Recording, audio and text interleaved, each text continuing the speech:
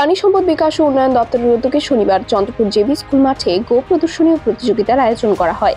উক্ত অনুষ্ঠানের উদ্যোক্তা ছিল স্টেট ভেটেরিনারি হসপিটাল কাম পলিক্লিনিক। এদিন 3টি বিভাগে এই প্রতিযোগিতা অনুষ্ঠিত হয়।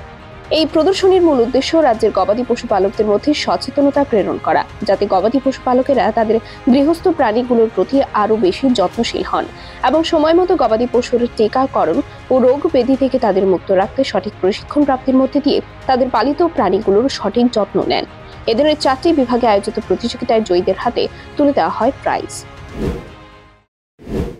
আমাদের প্রচেষ্টা থাকে প্রত্যেক ইভেন্টে আমাদের যে আগরতলা পেরিফেরি এবং ওয়েস্টে এবং বিভিন্ন ত্রিপুরা প্রত্যন্ত অঞ্চলে অবধি আমাদের দপ্তরের যে সেন্টারগুলো রয়েছে, আমরা প্রত্যেকটা সেন্টার থেকে আমরা চেষ্টা করি যে আমাদের যতক্ষণ অবধি ওষুধপত্র থাকে সেটা যাতে আমরা সরবরাহ করতে পারি। তার সঙ্গে আমাদের থাকে যে নিয়মিত যাতে আমরা টিকাকরণ করি। আমাদের দপ্তরে অ্যাভেলেবেল টিকা থাকে। আমরা আমাদের দপ্তর থেকে আমাদের যারা কর্তৃপক্ষ আছে ভ্যাকসিনেশন করার জন্য যা যা দরকার, vaccine procurement of vaccine time to time, সেটা ওনারা করে থাকেন এবং আমরা এটা আমাদের স্টোরের মারফতে আমরা ডিস্ট্রিবিউশন করে থাকি বিভিন্ন জায়গায়।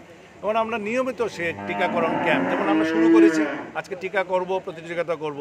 প্রত্যেকটা এরিয়াতে আমরা যেমন ইনফার্টিলিটি ক্যাম্প করে থাকি, যে সমস্ত বন্ধাত্মকরণ যেগুলো গাভী ডাকে আসছে না বা বারবার ডাকে আসছে, সেগুলো আমাদের এক্সপার্ট রয়েছে, অনেক ভালো ভালো এক্সপার্টকে দিয়ে আমরা সেগুলো আমরা মিনিমাইজ করার চেষ্টা করি, প্রবলেমগুলো সলভ করার চেষ্টা করি।